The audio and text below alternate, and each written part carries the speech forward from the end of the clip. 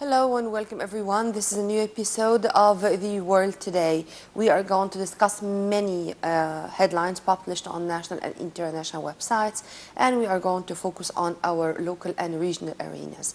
Before we start, let me first welcome our dear guest live here in the studio, Dr. Sarah Kier, our political analyst. Thank you very much for being with us. Thank you for having me. And we are going to start from Al-Ahram Online, where we read, bomb blast kills 6 policemen in Giza Haram district. At least 6 policemen were killed and 3 others were injured early Friday in a bomb blast in Giza Governorate's Haram district. Egypt Ministry of the Interior announced, and the ministry statement said the blast killed 2 police officers, a low-ranking policeman, and 2 conscripts. 3 other policemen were injured and were transferred to in specific the police hospital in Al Aguza. And of course, right after that, many condemnations take place, whether from the presidency, the Minister of the Interior, who mourned his victims, or his martyrs to be accurate, and above all, of course, the top religious leaders of the country, the Grand Imam of Al-Azhar, Al-Imam Al-Akbar, Sheikh Ahmed Al-Tayyib, and of course Pope Tawadros II, the head of the Coptic Orthodox Church. First, our condolences to the Egyptians in general, to all of Egypt, as we are all hit by this wave of terrorism. But the timing, once again, they are proven to have nothing to do with Islam. As all the Islamic nation is celebrating the birth of Prophet Muhammad, peace be upon him, and scholars are honored by the presidency and by the leadership of the country, they are continuing this conspiracy against the Egyptian security personnel. How do you see this, Dr. Sarah? First, our sincere condolences to our martyrs from the policemen. We have woke up to this very bad news today. And as you said, we're just celebrating Al-Mawlid Al-Nabawi. And the timing is of no coincidence at all. We're having the EU Parliament members visit in Egypt, and of course they have to do nothing with Islam. They have proven that many times before. But the timing is, we're back to the same trend of terrorism of the 90s. Again, trying to press on the government, trying to press on the state, trying to embarrass us in front of the official visits we're having in Egypt. Or what the state, the Egyptian state, is losing of that is just our souls of our men. We are not losing any political support. We're not losing our status in the world. Egypt will stay Egypt, and they have nothing else more to do just to be Egyptians. Then they have to choose the way, either to continue on their crimes or to be Egyptians and to join our stand. Yesterday, President Abdel Fattah al-Sisi attended the celebrations marking the birth of Prophet Muhammad, peace be upon him, and this was in the convention of Al-Azhar, or the conference room of Al-Azhar, with the attendance of many high-ranking officials. On top of them were, of course, the Grand Imam of Al-Azhar, Al-Imam Al-Akbar, Sheikh Ahmed Al-Tayyib, and the Minister of Endowment, Dr. Muhammad Mukhtar Gum'a, Shawqi Allam, of course, our Mufti, a lot of religious leaders in specific. And he was keen to reassure them once again, or to stress the importance of updating, modernizing, changing the religious discourse, you name it. How do you see the importance of this, and how do you see the president's determination, will, and wish to stress this all the time in all his speeches? All the state's officials, political parties, NGOs, all of the institutions that have a role in Egypt are stressing, and we are on continuous meetings with the president himself and with all the officials to stress on the new discourse, or the renewal of the religious discourse that we need. And we have been acting upon it, and we have seen a lot of advancement in that arena. And I don't know, it seems like the thing is that not only the renewal of the religious discourse that we need a sincere fight against them, and even more strict than that. These criminals don't even need to be put like they don't even deserve the right to be put on in court and having their statements heard. I think of the trends on the social media and everything that I'm seeing. The people are asking for hard and strict penalties on them. And quick justice. And quick justice. If I can say so. And justice is, of course, just we to are take their not lives. interfering. There's no intervention at all in any judiciary issue. And we are not asking the judges to do something more than what they are already doing, because we are a state of law. And also, President Abdel Fattah al-Sisi said it yesterday, and he repeated this more than once: law is the best way to fight corruption, whether it's religious, whether it's financial, whether it's economic, and it's a tool for democracy. But let me also stress on something. Before the end of the year, there is going to be another pardoning by the president to about 400 of those who were involved into demonstrations, into youth, of course, into stuff like that. Some would say that why we do not include some of the Brotherhood members into this. We see now why. And because of this, I want to tell them why. Would you please elaborate? There is no chance of giving these people a chance to breathe within our society, because all what they do is harm. Yes. If we let them out without knowing who are the bigger figures behind them, trying to correct them in one way or another, because within the time they are in prison, we are trying to collect information and we are trying to correct their ideology as well. Yeah. That's what we know. So not before they set themselves right. They cannot indulge in our society. Who is correctable, Dr. Sar? Do we have correctable, or those who were returned back from these ideologies? Those who returned back, those who are only not very brainwashed, those who are only in terrorism for the money. Those are correctable. Who are not mercenaries, to be accurate, meaning paid to fight. But I'm sure, and everyone has to be sure, all the citizens have to trust the government, and all the citizens have to trust our security and our operations, that those who are imprisoned of these criminals or these terrorists really have to be imprisoned. There is no chance they can be let outside. And I hope that those who deserve to be executed will be executed, and as soon as possible. As soon as possible. They have killed many already. And they admitted that. Some of them admitted that they have killed, and proud of that. Okay. Let's go to some economic news. From the Daily News, we read some statements by Tariq Amr, the governor of our central bank. Egypt's central bank governor says intervention in currency market is now history. Egyptian central bank governor Tariq Amr has said nothing would prompt him to intervene to prop up the pound after, the word floating is not the accurate word, after liberalizing the currency in a dramatic move last month, calling those policies history. Well, also in his comprehensive or elaborated speech yesterday, President Abdel Fattah al-Sisi said the dollar issue. He said it this way. I mean, I'm going to translate it literally. The issue of the dollar is not going to remain this way, because it's not its fair price. The fair price of the dollar is not 17 or 18 pounds. How do you see this as a message, whether to the Egyptians inside or outside, or to the international community in general, especially those who want to invest in Egypt?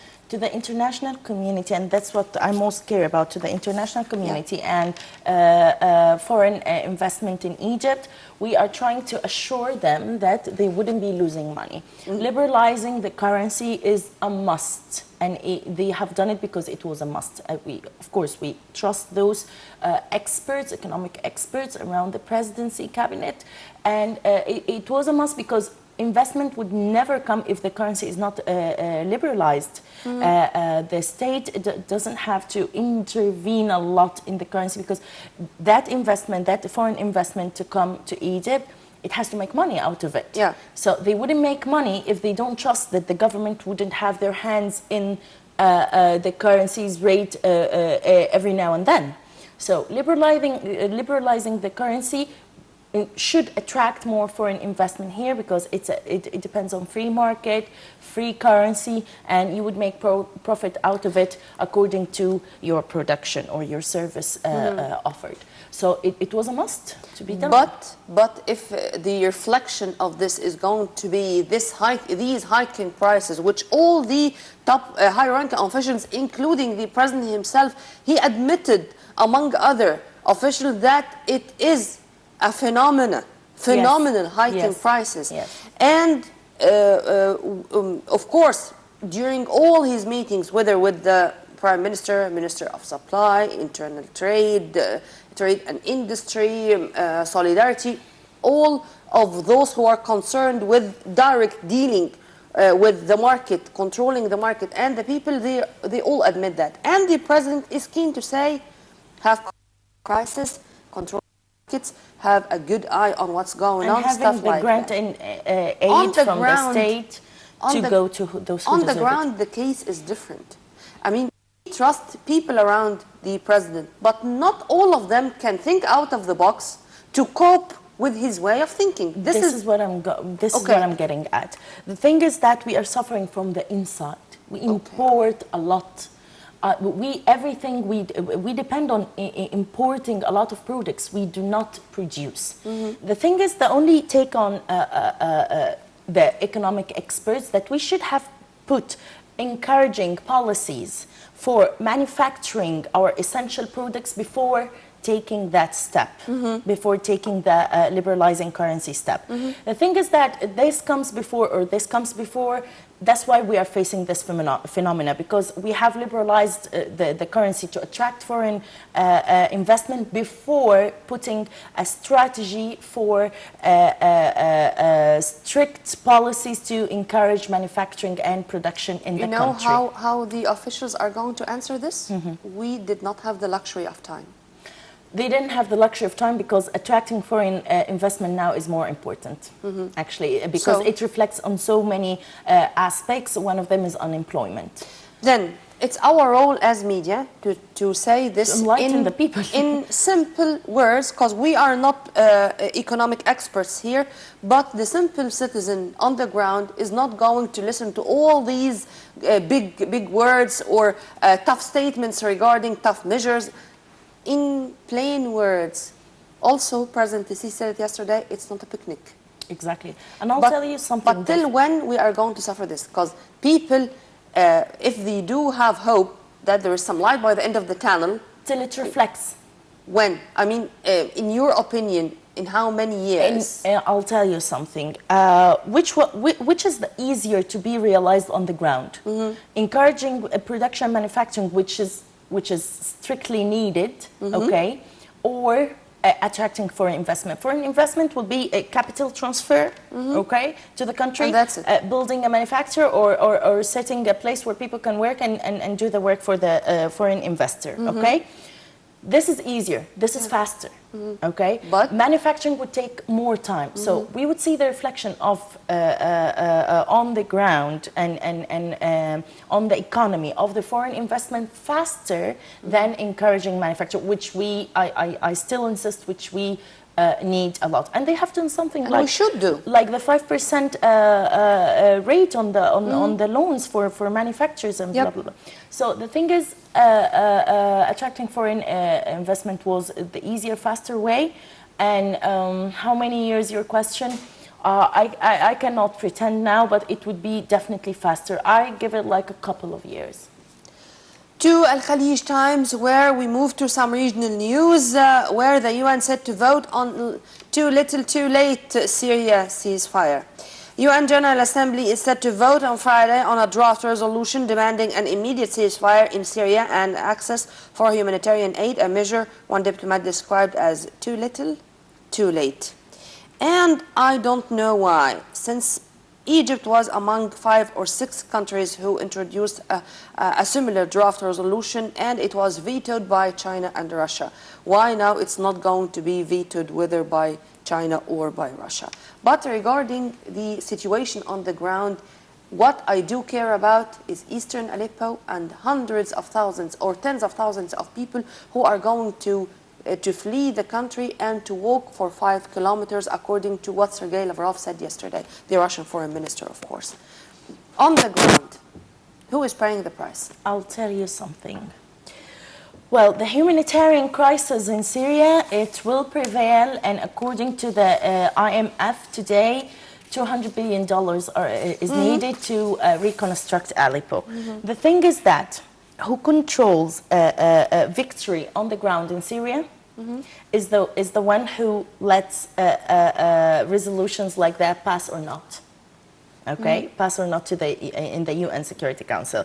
I would see the reflection of that the victory on the ground is for we have 2 blocks. It's for the Russian bloc. Yeah. So now it's not vetoed. It's passed because I think on the ground Russia now has, and we have seen it in Aleppo. Russia now has the upper hand. So what happens in the UN reflects what's happening on the ground in Syria. The humanitarian crisis, I don't know what to say about it anymore. The world seems to be so silent about it. These human beings seem to count no importance to anyone in the world. No population is taking a move or taking a stand for the Syrian people, and they are only suffering from or complaining about the Syrian refugees crisis. By the way, Daesh is moving closer to Palmyra, Tadmor. Let me say it, it's Tadmor, one of the UNESCO sites. You know, I mean, it's the heritage of mankind. It's not only affiliated to a certain race or a certain region. But tell you something, I do admire the accuracy of the data they have. Yesterday, when Sergei Lavrov was speaking about who is going to flee, he said that there's going to be a queue or column of 9,000 people who is going to flee or to leave Aleppo and to walk for 5 kilometers or to have a trip for 5 kilometers. What accurate are all the statements he is saying? How do we have all these accurate data about what's going on, the number of people, who is a refugee, who is a civilian, and who is a terrorist or the so-called armed opposition, and you cannot get rid of them? I'll tell you something. Those who are on the ground have the accurate information, and they are on the ground. We have troops in Syria, if it's from this bloc, the eastern or the western bloc. So don't get astonished of the accuracy of information that they have. The thing is that who is achieving my interest here, interest as Egypt. We, integrity of the land of Syria, that's what we care about, and that the refugees go back to Syria. And I wouldn't call them refugees, the Syrian people have to go back. And this conflict will be ended. That's my interest here. So whoever is achieving this interest is my friend. And I would take their information for granted because they are on the ground. And getting rid of the terrorists, Syria is doing that. Sorry, Russia is doing that. Since this is the kind of information being said to the public, to the media. No, they know more, of course. What are the kind of statements? What is the kind of data being said in between Sergei Lavrov and John Kerry when they are in close doors? We have to wait for another WikiLeaks or 50 years from now to know the accurate information. Statistics, even how many kilometers they are going to go. Of course, they are on the ground. From the Daily Star, we end with Iraq, and from Syria to Iraq, and they are all fighting Daesh, the so-called Daesh, to be accurate. Iraq prepares for new fight against post-al-Mosul Daesh. While with Daesh seemingly nearing its downfall in Iraq, thank God, the country's security agencies are preparing for a different fight against the militants, shifting away from ground offensive to focus on intelligence work, surgical airstrikes, and a higher level of cooperation with the West. With the help of Egypt. Would you please elaborate, ma'am?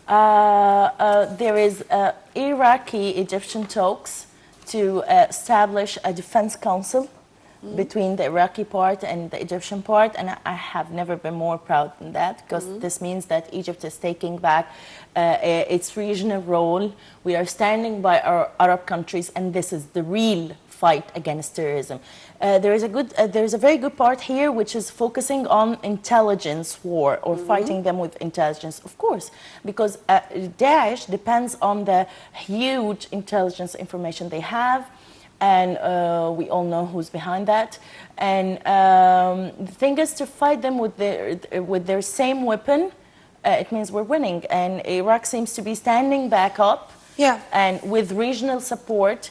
And we are determined on finishing this so-called Daesh, as you elaborated, in Iraq and Syria. Because but in my humble opinion, the intelligence work never stopped. It will never stop. It never stopped. It's working as we speak right now, and it will never stop. Exactly, and not even 10 years from now. It was our last piece of news, but here, I don't think that this needs analysis. This needs just to look at the camera like that and ask if this is political stupidity. France, Le Pen calls for end of education of illegal migrants. Then they are going to turn from illegal migrants to criminals, to those who are going to breach law because they did not learn how to respect law. I'll tell you the Do you have any other explanation? No, but you know what? I'll have to be optimistic about the right-wing parties in Europe in general. I was just doing a research about it and an analysis, and I even wrote an article. If there is any benefit we're taking out of this, if they are going to deprive children in the human rights hub in Europe from receiving education on their lands, so please finish their crisis in their own homes and let them go back home. It's a big lie. So-called democracy, this is the only on earth. Human rights hub. This is the only thing I'm optimistic about it, that this the rise to the rule or to the parliament in Europe, all the right-wing parties might have... Every time I read something like that, I ask myself one question. Colonization. Of course. Is it finished? No, but I'm still optimistic about the right-wing parties. They might end the war in Syria because they don't want refugees in. So please finish the crisis. In Syria? Use your power. In Iraq? In Yemen? In Libya? In Libya. Okay, you don't want the refugees? Let them go back homes to their safe homes. Help them to have safe homes, and we will stay friends, and we will build our economies on fair trade, if that's what you want. They are suffering an economic crisis, a huge one. We are suffering the statelessness of our beloved countries, sister countries around us. So please use your power as Europe to end the crisis and let those refugees that you are so complaining about go back to their safe homes. That's what we're asking from here. Well, Dr. Sarah Kira, our political analyst, thank you very much for being with us. Thank you very much for your input. Thank you. Well, by this, we come to the end of this episode of The World Today. Till we meet again same time on Nile TV International with another crew. Many thanks for watching. This was Nermeen Abdurrahman.